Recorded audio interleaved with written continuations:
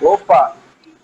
Opa, probleminha técnica, mas quem faz ao vivo sempre pode dar problema, né? Eu tava brincando aqui que live que é live, que se preze tem que cair, senão não é live. Não faz isso, cara. Mas Como tudo bem, normal mas isso. como nós somos brasileiros, né? E tudo que cai a gente junta. E a gente não desiste nunca também. E a gente Bora não tocar o barco.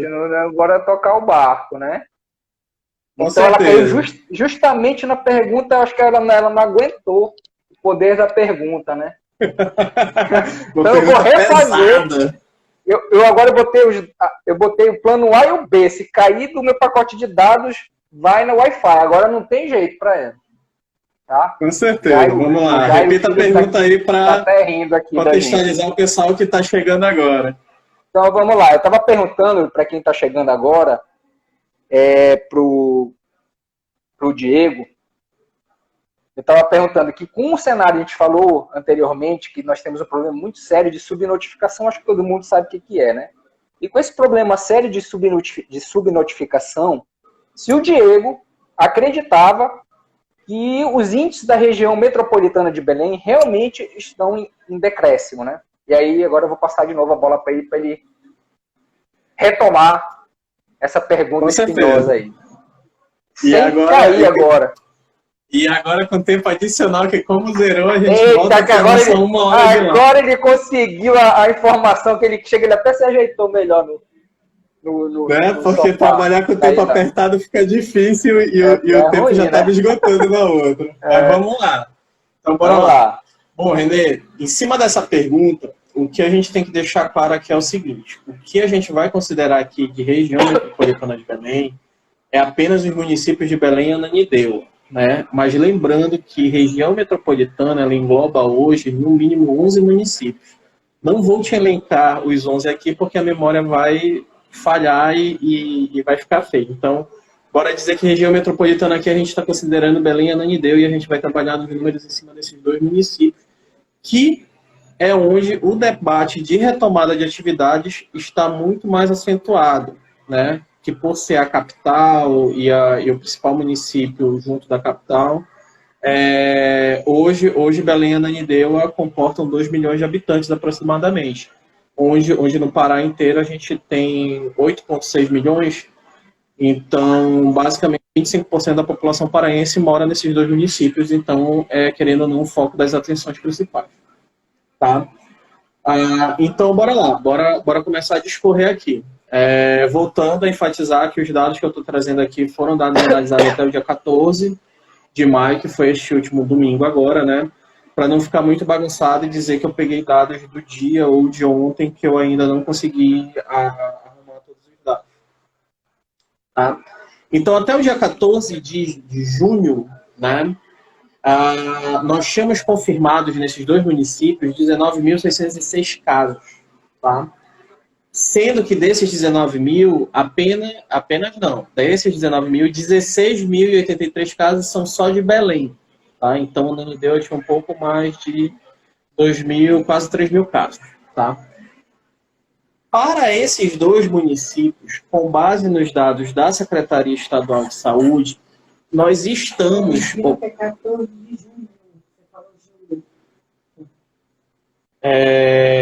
nós estamos num platô aproximado desde o dia 19 de maio. Tá? O que é o platô? É quando os casos vão se estabilizando e aquela curva para de ser muito acentuada e ela passa a ser mais... Então, é o que eles chamam de famoso platô. Então, a gente chegou nesse platô mais ou menos pelo dia 19 de maio. Tá? Em termos de números de óbitos, nós tínhamos uma base de 2.029 óbitos, tá? Sendo que na última semana eu peguei uma análise bem mais refinada, que foi dos últimos 7 dias, né? O pessoal ter uma noção do que está decaindo os casos. Na última semana foram confirmados só nesses dois municípios 157 casos de Covid, tá? E apenas 29 óbitos, o que é um número extremamente reduzido, onde nós já tivemos picos de óbitos diários de mais de 130 óbitos, né? Durante 7 dias nós tivemos apenas 29. Tá?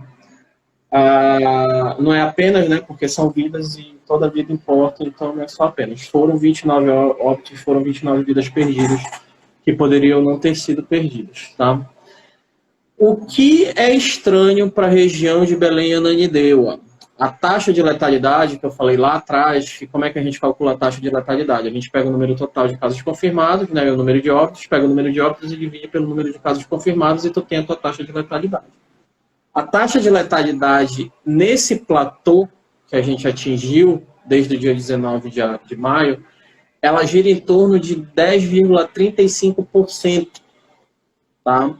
E eu falei ainda agora que até domingo a taxa de letalidade no estado estava em 6,07. Isso quer dizer o quê, né, Diego? Já que está 10,35 em Belém e Ananindeua, por quê?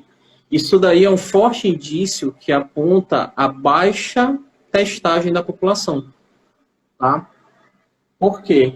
Como eu falei anteriormente, só de notificações atrasadas, nós tivemos 51 mil casos com notificação atrasada. Então, provavelmente, essa taxa de letalidade na região de Belém e Ananindeua, ela deve ser bem menor. O problema é o quê? Que o Estado como um todo, assim como o país, como o Brasil como um todo, ele está atingindo a sua capacidade máxima de testagem. Isso quer dizer o quê? Que não tem, que tipo, não está dando para testar a população. Então, nesse ponto, alguns locais você vai ver a taxa de letalidade está extremamente elevada, de fato. Mas não que reflita a realidade. Hoje, Belém e Ananindeua tem 10,35%, mas provavelmente essa taxa real deve ser bem menor. Posso afirmar isso com os dados que eu tenho hoje? Não. Né? Porque sem dados eu não posso afirmar. Eu estou supondo aqui que a real taxa de letalidade de Belém e Ananindeua seja bem menor do que 10,35%. Tá? Então, nesse ponto, René, voltando, se os índices estão realmente decrescentes, vamos para outros dados com base em alguns outros estudos já realizados dentro do nosso país. E o principal estudo que eu vou tomar como base é o estudo da Universidade Federal de Pelotas. Tá? A Federal de Pelotas está desenvolvendo um trabalho absurdo, assim. Eu comento muito com amigos que é tentar trocar o pneu do carro enquanto ele está andando, né? Você fazer pesquisa epidemiológica de disseminação e tudo mais no meio da pandemia é uma coisa de louco, mas os caras estão fazendo um bom trabalho. E os dois relatórios técnicos, eles fizeram o primeiro relatório técnico em maio, o segundo relatório técnico deles foi lançado no dia 11 de junho, então semana passada agora, né? E ele se refere a dados coletados entre o dia 4 e 7 de junho. Então são dados muito recentes, né? E que podem refletir de uma forma mais verossímil o nosso cenário atual em Belém e Ananindeua. Então, o que acontece? Nesse relatório técnico da Federal de Pelotas, eles indicam que a cidade de Belém aí não está englobada na Ananindeua, né? Então, aí a gente vai falar mais de Belém. Eles indicam que 16,9% da população de Belém já está imune ao vírus. Ou isso quer dizer o quê? Eles testaram, eles fizeram uma amostra dentro da comunidade e aplicaram técnicas estatísticas e tudo mais para poder estimar esses números. Então, o que acontece? 16,9% da população de Belém, lembrando que Belém tem aproximadamente 1,5 milhão de habitantes, tá? Eles estão dizendo nesse relatório técnico deles, que aproximadamente 253.500 habitantes de Belém já foram contaminados por Covid e já possuem anticorpos. Tá? Aí vem o grande questionamento. Se eu estou falando de 253 mil e eu tenho até domingo apenas 16 mil casos oficialmente notificados pelo Estado, eu tenho no mínimo perto de 16 vezes casos subnotificados. Casos que não estão entrando para as estatísticas oficiais. Isso é um número extremamente alto. Diego, eu posso levar esses 16 vezes, esse quantitativo de 16 vezes para o número de óbitos? Provavelmente não. O índice de letalidade do Covid ele é bem menor, entendeu? Então eu não posso dizer que dos 2.029 casos confirmados, do 2029 óbitos confirmados, 16 vezes isso é o que morreu de fato. Aí a gente já vai estar forçando muito a questão das porcentagens, tá? Então, de uma forma geral, René, a gente vai recair naquilo da pergunta anterior, né? Tá decrescendo mesmo? Cara, depende. O Estado não abre a informação do número de hospitalizações diárias nos hospitais de campanha, no Abelardo Santos, né? A gente tem alguma informação ou outra de um conhecido, de um colega, de um cara que está participando de um grupo contigo no Telegram, no WhatsApp, dizendo que o número de consultas e procura diminuiu nos últimos dias. Uhum. Mas lembrando, a gente teve a reabertura e a retomada das atividades a partir do dia 25 de maio. Então, naquela janela temporal que eu te falei na pergunta anterior, a gente vai levar uns 15 dias para o pessoal poder manifestar os sintomas, né? E talvez um pouco mais de 15 dias para o pessoal precisar de hospitalização. Então, na verdade, eu acho que desde a reabertura, a gente deve começar a ver a real desses números, né? A partir da semana que vem. A partir de segunda-feira, talvez a gente tenha números mais robustos, por assim dizer, para poder dizer se deu certo ou não deu certo as medidas de isolamento, se deu certo ou não deu certo o lockdown. A gente tem que ver isso daí. A partir do momento que a gente vê uma sobrecarga do sistema de saúde e, infelizmente, tentar prever um colapso do atendimento à população, a gente vai poder dizer, de fato, se foi uma atitude correta ou uma atitude incorreta.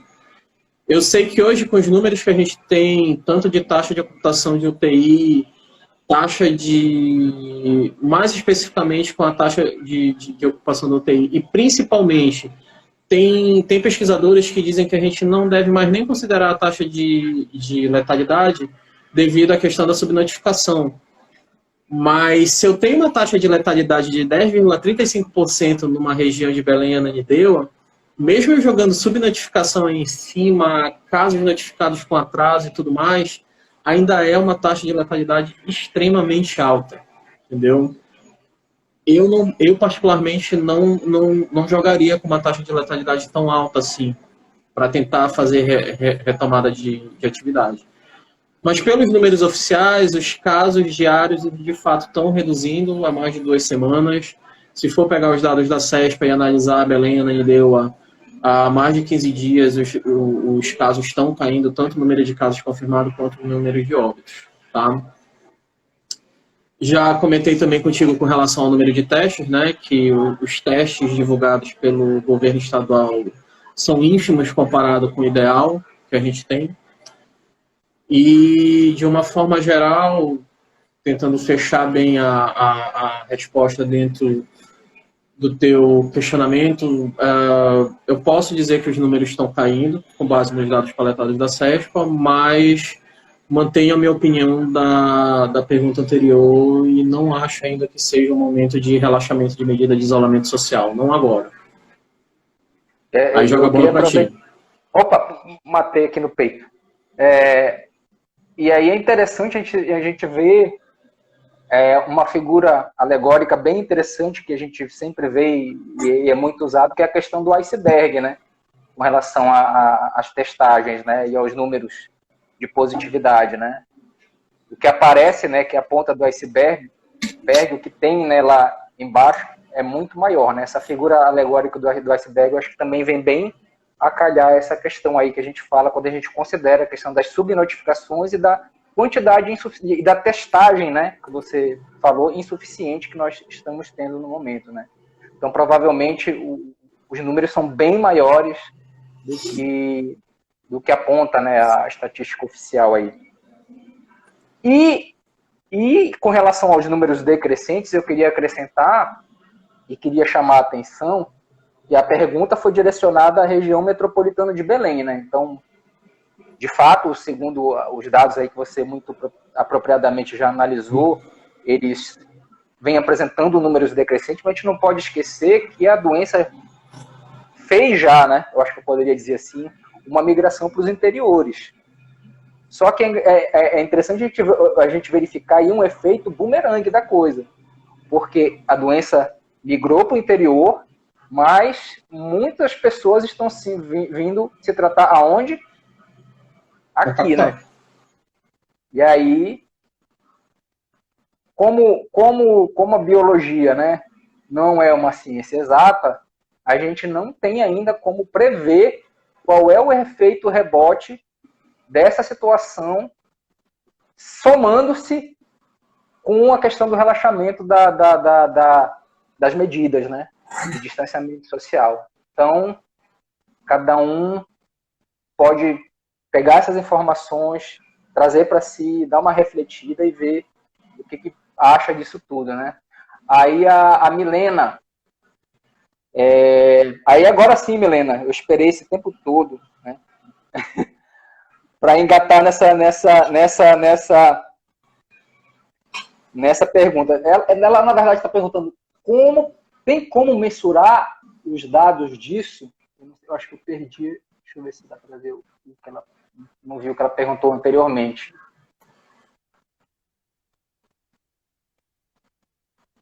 Se você puder, não sei se a assistência técnica aí daí pegou a pergunta, o que ela falou antes de tem como. Se ela puder, se você puder perguntar de novo. A galera não vê os bastidores, mas a gente tem uma assistência técnica, uma técnica assistente aqui do lado. Só.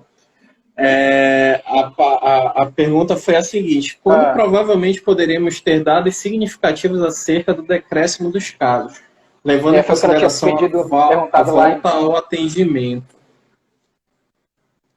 Né? Cara, foi como eu falei, hoje em dia, hoje, mais especificamente hoje, qualquer gestor, independentemente se for um gestor público ou gestor privado, tanto faz, ele trabalha com uma janela temporal não menor do que 30 dias para tomada de decisões. Qualquer decisão tomada hoje, ela só vai poder ser desfeita ou ser corrigida daqui 30 dias. Então, o que ocorre? Quando a Milena pergunta quando poderemos ter dados significativos acerca do decréscimo, é basicamente com os dados divulgados pela CESPA. Não tem outro meio. Eu até brinco muito com uma amiga minha, que ela diz, mas eu uso a base do Ministério da Saúde. Aí eu falo para ela, não, cara. Porque, tipo assim, quando até a CESPA passa para o Ministério, já teve um atravessador no meio. Como eu estou aqui no Estado, eu prefiro mais pegar direto da fonte, que é a Secretaria Estadual de Saúde, do que ir para o site do Ministério da Saúde para pegar dados referentes ao Pará, né? O que acontece? Eu uso o site do Ministério da Saúde? Uso. Não é que eu não uso. Mas eu uso com outro foco. Eu pego dados referentes a um contexto mais nacional. Mas voltado especificamente para o Pará, eu uso o site da Secretaria Estadual de Saúde, que é a CESPA, no caso. Né? Então, foi como eu falei anteriormente, né? Com base nos dados divulgados, a gente está tendo um decréscimo no número de casos confirmados e no número de óbitos há mais de 2 semanas. Isso daí pode ser reflexo do lockdown. Aí tu vai me perguntar, Diego, teve lockdown no estado? Cara, eu vou te dizer assim, ao meu ver, não de forma efetiva. Foi decretado, foi instituído, mas se a população de fato implementou lockdown, na minha visão não. E por que não? Um dos fatores de análise sobre a pandemia que eu te falei lá na primeira pergunta foi justamente o índice de isolamento social, né? E hoje eu faço esse monitoramento do índice de isolamento social pelo site do Projeto In Loco. Eles divulgam diariamente o índice de isolamento social de cada estado da federação. Tem um delay de 24 horas, tu imagina o processamento de dados que deve ser tudo isso, então eles demoram 24 horas para divulgar. Então, hoje eu coleto os dados referentes ao dia de ontem, né? E no período do lockdown, o isolamento médio dentro do estado ficou numa base de 50%. Sendo que, antes do lockdown, o Pará já atingiu índices bem maiores. Nós chegamos a atingir índices de 64% de isolamento no mês de abril. E nem estava instituído o lockdown. Tinha só o decreto estadual já instituindo políticas de isolamento, o fechamento de locais de aglomeração e tudo mais. Então, em abril, que estava bem mais relaxado o negócio, nós atingimos 64%, e quando foi no período de lockdown, a gente atingiu índices na média de 50%, não passou muito disso. E geralmente os picos de isolamento se dão em dias de domingo, né? Que é justamente dias de fato que o pessoal já fica em casa de natureza. Mas durante a semana que era para esses índices se manterem, não, eles caem. Tanto é que nos últimos 15 dias, a base média de isolamento, nos últimos 15 dias não, perdão, a partir do dia 25, quando foi retomada as atividades, os índices de isolamento caíram para em torno de 40%. Então foi uma queda vertiginosa com relação ao índice de isolamento. Então, quando tu me perguntas, a gente teve um lockdown de fato? Na minha visão, de forma efetiva, não. Teve de forma legal, mas não de forma implantada pela população. Eu corroboro com essa tua informação. Eu queria pedir para minha assistência técnica.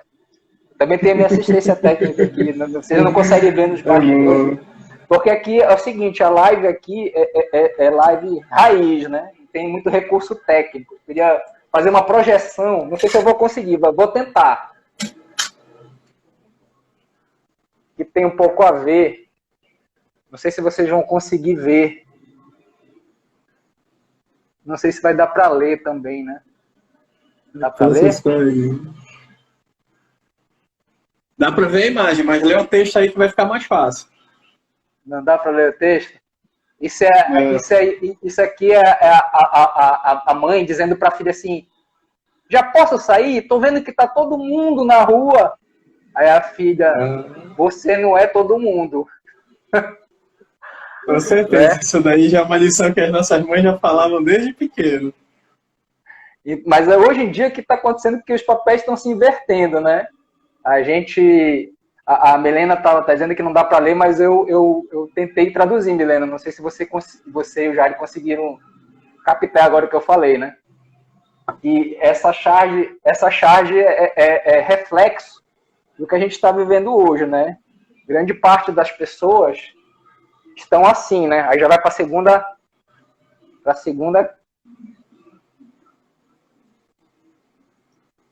Aí já é o gifzinho de sentando a pôr no vírus, né? Não tenho mais paciência contigo. Então, o que está acontecendo é isso, que ninguém está tendo mais muita paciência, né? Com essa questão do vírus. E aí, somando-se as informações que os números estão decrescentes, as medidas de relaxamento, né, de distanciamento, etc. e tal, a gente vê um otimismo, vou colocar dessa forma, né? Um otimismo da população, não sei se é essa a palavra correta, né? Mas o que acontece, né? Eu já morei algum tempo no sul do país, e aí antes de eu sair de casa, eu tinha que entrar para ver quanto é que estava lá nos termômetros, né? Então, sei lá, estava 17 graus. Aí quando eu saía na rua, não era nada de 17 graus, era muito menos, porque eu tinha uma sensação, né? Meu Deus, eu voltava para botar a roupa, né? Porque o que realmente media era a sensação, né? Então, assim, se você sair hoje na rua, não precisa nem o Diego falar pra gente que não houve lockdown de fato, né? Ou que as medidas de distanciamento não chegam, muitas vezes, a nem 50%. Se você sair na rua, você já tem essa sensação, né? Eu não sei se por conta de um otimismo e tal, não sei. Mas se você sair na rua hoje, você consegue percebe já muitas pessoas sem máscara, muitas pessoas se aglomerando, né? E etc e tal. Eu vejo, como profissional da saúde e da biossegurança, eu vejo isso como uma preocupação, né? Então, como diz a música do Lenine, que quem quiser depois olhar no meu Insta lá, eu fiz uma certa interpretação lá. Claro que eu não sou cantor, como cantor eu sou um excelente médico veterinário. Quem quiser ver lá, ele fala que a gente tem que ter um pouco mais de paciência, né? E aí justamente caiu que a minha colega aqui veterinária, a Michelle, está dizendo, que nós estamos sem paciência, mas com medo das pessoas mais idosas. E era que justamente a charge anterior ao da batendo no Coronga quis dizer, né? Que a gente tem que tomar conta daqueles que até muitas vezes não têm as informações que nós temos, né? Então a gente tem que tomar cuidado. E aí eu te pergunto, para finalizar, em termos de pergunta, né? É uma pergunta bem espinhosa, que só foi pergunta espinhosa aqui, né? Que é pinga-fogo aqui, agora é pinga-fogo. Se fosse fácil, a gente nem fazia live. Nem fazia live, né? Aí eu te pergunto, Diego, com base nisso tudo que tu apresentaste ao longo dessa nossa live, é possível tu prever a possibilidade maior ou menor de nós termos uma segunda onda do coronavírus, do Coronga, aqui. O famoso Coronga.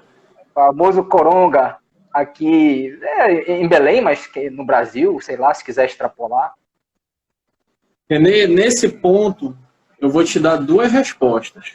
Eu vou te dar uma resposta com base em números e uma resposta de uma visão pessoal e de experiência empírica, né?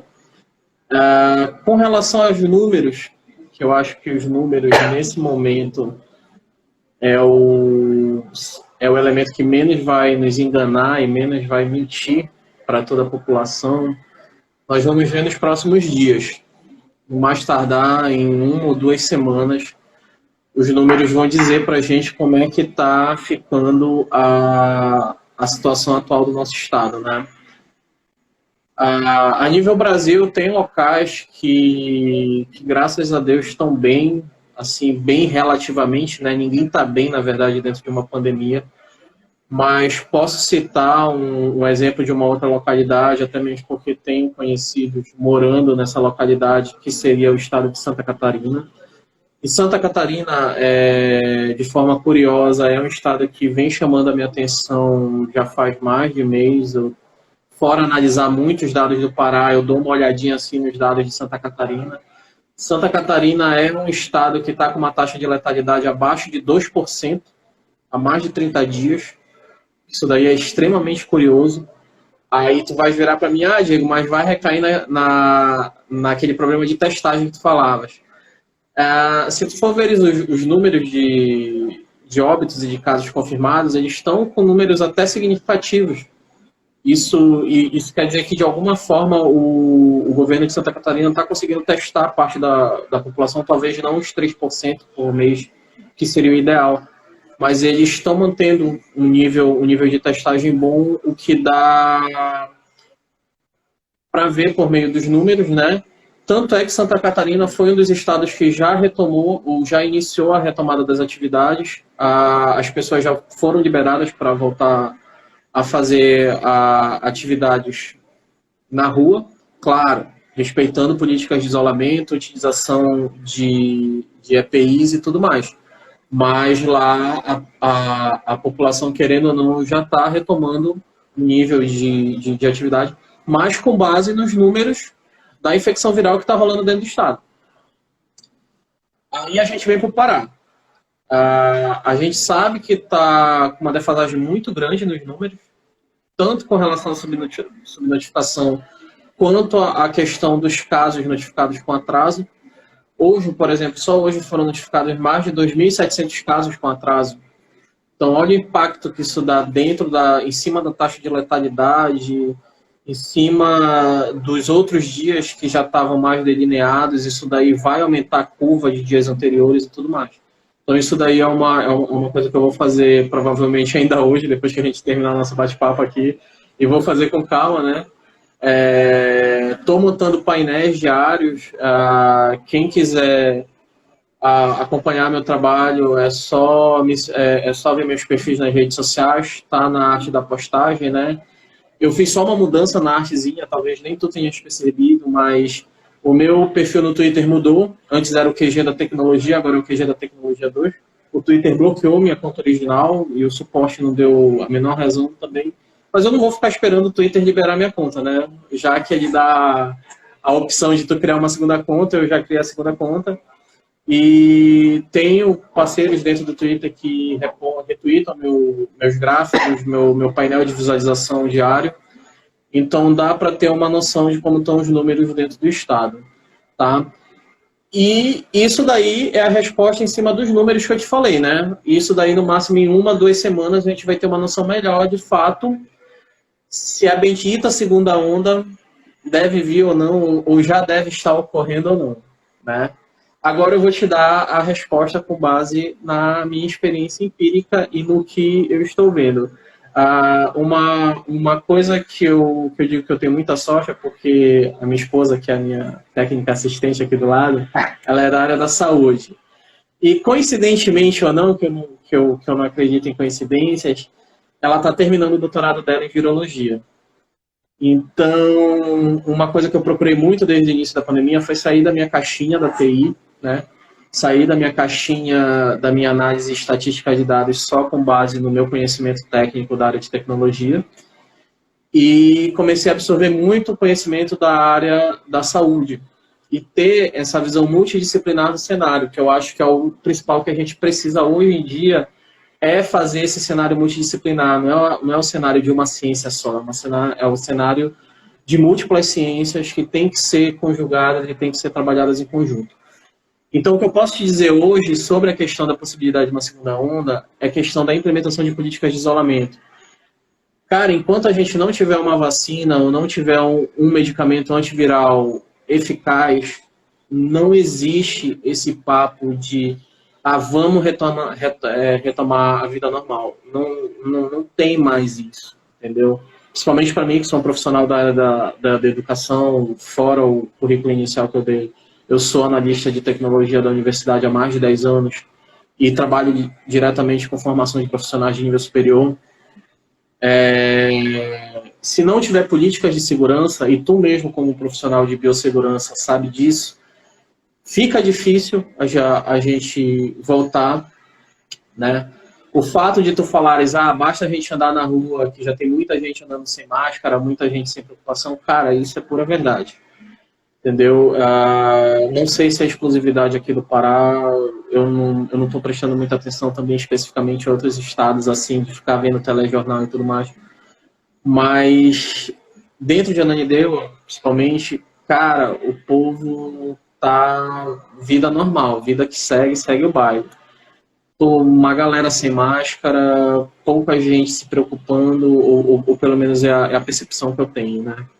Então, se não forem implementadas políticas de isolamento de forma efetiva, querendo ou não, pode ser até estranho, mas com o Estado mais incisivo, vai ficar difícil combater o cenário que aumenta a possibilidade de uma segunda onda, tá? A medida de segurança que eu acabei de falar, e isso se dá com a utilização de EPI, álcool em gel, máscara, e por aí vai, manter a distância de segurança quando conversar com as pessoas, né? Comportamento populacional eu acho que é um dos fatores vitais nessa análise. Quando tem conhecido que vem falar a respeito, mas compara o Brasil com o país X, ou o país Y, ou o país Z, eu falo, cara, comparar países é a coisa mais difícil que existe, não adianta tu jogar números brutos de taxa de letalidade, número de contaminados, número de óbitos. Cada local tem sua cultura, cada povo tem seus hábitos, entendeu? Não adianta eu falar da Itália, da Espanha, da Finlândia, da Nova Zelândia e dizer que o Pará está assim, dizer que lá foi assado, que não vai adiantar. São povos com culturas diferentes. Então, não tem como fazer muito essa comparação. Cara, se não trouxer a cultura da utilização de equipamento pessoal, de equipamento de proteção individual para o nosso cotidiano, as coisas vão ficar cada vez mais difíceis também. Isso daí é fato, entendeu? Não tem muito o que discutir com relação a esse ponto. E um dado curioso, né, já que o foco principal da live são dados e números, né, no primeiro dia que foi retomada as atividades em Belém, que foi permitida a reabertura dos shopping centers, né, foi registrado um pequeno quantitativo de 15 mil pessoas circulando nos shoppings, né. Aí eu te pergunto, o que 15 mil pessoas foram fazer no shopping que não poderia ter esperado mais um pouco? Então, é difícil, é complicado você tentar argumentar em cima de uma comunidade. E, tipo, não é dizer, Diego, foram 15 mil pessoas que foram para trabalhar, eram 15 mil pessoas que precisavam estar no shopping. Não. Você via pessoas se aglomerando em filas para comprar camiseta, né? Para comprar qualquer coisa que não fosse essencial para a sua sobrevivência. Então é difícil, René, é muito difícil. Aí tu me pergunta, existe uma possibilidade maior ou menor de uma segunda onda? Cara, para mim, uma segunda onda é fato. Se ela já está ocorrendo, aí vai entrar a minha incógnita. Não sei, não posso te afirmar se ela está ocorrendo. Isso daí eu vou poder te afirmar talvez numa próxima conversa, né? Daqui a alguns dias, quando os números melhorarem, e eu espero, e eu vou dizer aqui, cara, não torço nem um pouco para algo dar errado, muito pelo contrário. Espero que de fato os números caiam cada vez mais. Espero cada vez mais que eu tenha menos registros para colocar na minha base de dados, que eu acho que a minha base de dados já está extremamente grande e eu não queria que ela estivesse desse tamanho todo, né? Mas caso os números voltem a subir de fato, a gente vai ver que uma segunda onda ocorreu ou está ocorrendo. E isso em decorrência, talvez, de decisões mal tomadas e faltando análise em cima daqueles critérios que a gente já discutiu aqui durante alguns minutos, que foram respondidos nas outras perguntas, né? Tanto é que eu trouxe tanto o planejamento modelado pelo professor Gonzalo, da USP, quanto o modelo adotado pelo governo do estado de Nova York, nos Estados Unidos, o que permitiu que fossem retomadas as atividades econômicas, né, do local com um determinado nível de segurança, que segurança 100%, enquanto a gente não tiver, e vou voltar, uma vacina ou um medicamento antiviral eficaz, não vai ter 100% de segurança. Todo mundo vai estar à mercê do famoso coronga, né? Famoso coronga, né? Essa dicotomia economia, saúde, né? E estamos vivendo aí, né? Não sei se tem certo, se tem errado, mas estamos nessa dicotomia aí. Cada um faça a sua reflexão, né, e pense um pouco sobre isso. Afinal de contas, não existe economia sem pessoas, né? Penso eu. Penso eu que a economia é movimentada por pessoas, por vidas. Se as vidas são ceifadas, enfim, mas há que se respeitar o pequeno empresário, o grande empresário, aqueles que, né, que precisam daquele dinheirinho. Então, realmente, nós estamos num momento reflexivo muito grande para a nossa sociedade, para a nossa geração. Outras gerações já passaram por isso, né? Outras pandemias já tiveram, ceifando até muito mais vidas, né? Mas não tinham a quantidade de informação ou até de desinformação que nós temos hoje em dia.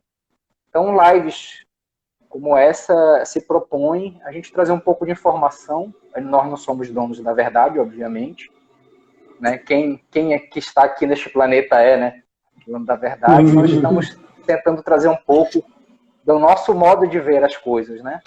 E a gente espera que tenha contribuído de alguma forma com vocês que estão aqui nos vendo hoje, né? E eu queria agradecer demais assim, a presença de todos vocês, tanto da primeira parte quanto da segunda parte, e sobreviveram, né? Juntaram a live junto com a gente. Eu queria agradecer a todos que participaram, todos que deram um oi aqui, que comentaram, mas que de repente eu não pude comentar, porque não dá para a gente comentar tudo, até porque às vezes passa rápido aqui, eu não consigo ver, então me desculpem se por acaso eu deixei passar o comentário de vocês. E eu queria passar a bola para as últimas considerações, para as considerações finais da live do Diego, né? Nesse momento, né? Considerações finais da live, por favor. E aí depois tu devolve para mim que eu queria fazer as minhas também. Com certeza. Aguentem mais um pouquinho, não vou embora. Só mais um pouquinho, já está acabando. Só mais um tiquinho, já estão acabando. Renê, queria te agradecer mais uma vez o convite, tá? Fazer mais uma menção honrosa aqui à nossa amiga Fabiola, que fez o link para essa live poder ter ocorrido. Quero deixar expressamente registrado aqui o meu agradecimento a todos os profissionais da saúde. Hoje em dia, eles são os heróis da vida real, né? Infelizmente, como todo super-herói, muitos de nossos heróis estão caindo perante a esse novo inimigo aí, mas deixar aqui o meu agradecimento para todos os profissionais da área da saúde e reforçar o pensamento do seguinte: eu não vejo em nenhum momento da gente tratar a pandemia com otimismo.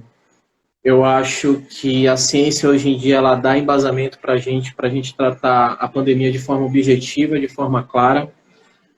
Nós temos recursos abundantes para poder tomar decisões mais corretas com relação ao direcionamento do que vai ocorrer nos próximos dias, nos próximos meses, ou se pá, os próximos anos, né? A gente não sabe quanto tempo vai demorar para sair essa vacina, e muito menos quanto tempo vai levar para ela chegar até o nosso braço.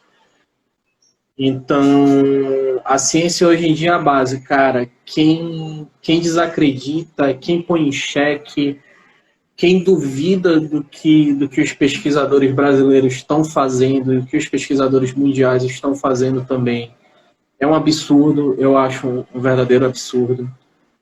Claro, existem estudos e estudos, por isso que todo estudo é avaliado pelos pares daquela área do domínio do conhecimento. Então já saiu muito estudo bom, já saiu muito estudo ruim, os que foram, boa parte dos estudos ruins já foram contestados, já foram retirados, e a própria comunidade acadêmica e científica já desacreditou esses estudos que foram feitos de forma incorreta. Em contrapartida, temos estudos muito bons sendo desenvolvidos. A própria Universidade Federal de Pelotas, como eu falei, está fazendo um trabalho espetacular. Fazer registro, fazer estatística dentro de uma pandemia deve ser uma coisa absurda. E eles estão para lançar agora a fase 3 da pesquisa deles, né? Daqui uma semana, se eu não me engano, deve estar saindo o terceiro relatório técnico deles, que eu vou estar acompanhando. O primeiro relatório técnico, como eu falei, foi no mês de maio, o segundo foi agora referente aos dias de 4 a 7 de junho e foi publicado dia 11 de junho, né? Vale muito a pena só acessar o site da Universidade Federal de Pelotas, só dar um Google aí, Universidade Federal de Pelotas, que você vai ter acesso ao relatório técnico deles. E dizer isso, cara, valorizem a ciência, valorizem os cientistas, valorizem os profissionais que estão abdicando de tempo, paciência e tudo que tu possa imaginar para poder trazer informação mais clara, porque, como eu sempre digo para os meus familiares e amigos, hoje a gente está sendo inundado de informações, mas muitas informações que mais desinformam do que informam. Então, eu acho que um dos meus principais focos desde o início, desde o dia 19 de março, quando eu comecei com esse trabalho, é tentar trazer informação clara para as pessoas, né? Tirar a dúvida do máximo de pessoas que eu posso e tentar ajudar. Um outro jargão que eu estou criando muito agora é: se proteja, proteja os seus e ajude quem você puder. Que esse é o importante hoje em dia, né? Então, cara, te agradeço mais uma vez a oportunidade. Provavelmente a gente deva rolar outras conversas como essa por aqui, que eu acho que papo informativo não tem hora e não tem tempo. Então, fica meu obrigado aqui e manda aí desse lado agora. Legal. Vocês não vão ouvir, provavelmente, mas eu vou deixar o Lenine rodando aqui do meu lado para ver se ele me inspira. Então, eu queria agradecer muito a todos vocês todos vocês que estiveram aí com a gente. Queria muito agradecer ao Diego também. Com certeza, Diego, essa é a primeira, que espero que de outras, se depender de mim, já está fechado o contrato já. Já vou só mandar para te chancelar aí do outro lado aí. Tu e a assessoria técnica aí, né? Queria agradecer a assessoria técnica daí e a assessoria técnica daqui também. Eu queria, nesse momento, render uns segundos, né, do nosso pensamento, do nosso coração, aos familiares, aquelas pessoas que partiram desse nosso convívio, né, agora, chegaram ao final do seu ciclo, né, é um momento muito difícil para todos nós, mas a dor deve ser horrível, né, eu não consigo nem mensurar, mas que nesse momento que nós estamos passando, que nós possamos também, junto com essa dor, e a dor é importante para a gente refletir, né? É um dos motivos da dor, é a reflexão, e da reflexão vir a mudança, né? A mudança de atitude. Muitas vezes eu vejo a gente conversando e falando, nós vamos vencer isso, nós vamos vencer o corona, né? Como se fosse uma disputa, né? E às vezes eu me pergunto, contra quem é essa disputa, né? No final das contas, né? É com vírus, mas será que também não é conosco mesmo? Quando você sai na rua e você coloca a máscara aqui embaixo, eu, por ser profissional de saúde, eu sei o quanto é desconfortável você usar uma máscara. Na verdade, a máscara, eu que sou profissional e vou falar por mim, tá, gente? Eu sei que a gente vê, às vezes, nas colocações, né, que as pessoas têm que sair, passar 8 horas do seu dia com uma máscara, e às vezes parece muito fácil colocar isso para a população, para as pessoas que vão para o comércio, que vão sair aqui, mas na verdade a gente sabe que por mais leve que seja o tecido, e aí quanto mais leve, até menos proteção vai trazer, né? O certo é uma proteção mais densa, e o quanto é difícil para um trabalhador ficar 8 horas do dia dele com aquela máscara, né? É necessário, mas é difícil também. Então, inevitavelmente, aquele trabalhador vai tirar um pouquinho, vai, né, dar aquela coisa. Então, assim, que nós possamos refletir, na verdade, sobre o que essa pandemia, sobre o que o coronga, né, carinhosamente, se é que ele pode ser carinhosamente chamado, o que o coronga veio trazer para a gente, né? Quais são as nossas motivações, né? O que a gente está pensando? A gente pensa no outro, a gente pensa só na gente. Enfim, queria trazer ao final dessa live essa reflexão, que possamos cada um entrar num momento reflexivo, né, com todas essas informações que nós trouxemos aí, cada um possa refletir dentro de si. Se você puder, fique em casa, tá? Não relaxe. Isso aí é uma opinião minha e eu vi que é do Diego também agora. Não relaxe, não é o momento para relaxar, tá? Já esteve mais longe do que estava, vamos pensar assim, né? Nós já estivemos mais longe de sair dessa situação do que nós estamos. Então, aguentem mais um pouquinho, tenham um pouco mais de paciência, e logo, logo nós teremos números mais robustos, né? Como o Diego falou, que é trabalhador dos números aí da TI, nós nos encaixaremos em mais critérios que possam nos dar mais segurança e dar mais segurança àquelas pessoas que convivem com a gente. São nossos entes queridos. Somos nós também, que nós também estamos no barco, mas também são nossos entes queridos, que precisam de nós, né?